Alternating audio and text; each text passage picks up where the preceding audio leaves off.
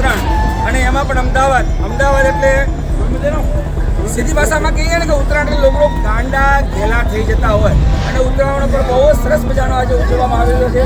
આજે ભારત ન્યૂઝની ટીમ પહોંચી છે બાપુનગરના એક એરિયામાં અને અહીંયા પબ્લિકમાં આપણે મકર સંક્રાંતિનો પર્વ કેવો ગમે છે આપણે મેડમ તમે જે મકર સંક્રાંતિ ઉત્તરાયણનો પર્વ છે એના વિશે તમે શું કહેવા માંગો છો?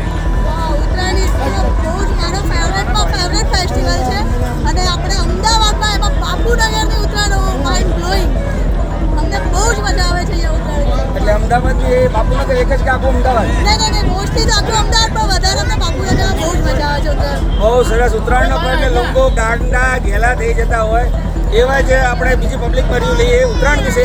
મેડમ ઉત્તરાયણ વિશે તમે શું કહેવા માંગો છો? એવી મજા ખાલી ઉત્તરાયણમાં આવે અમે તો સખત કૂવો પાડીને એન્જોય કરીએ. અને એમ કહેવાય ને કે ઉત્તરાયણનો પર્વ પણ લોકો ખાવા પીવાના પણ શોખીન હોય છે. જો અહીંયા સરસ મજાનું ભોજન ચાલી રહ્યું છે અને ખાવાના પણ આપણે ઉત્તરાયણનો જે ખીચડો કહેવાય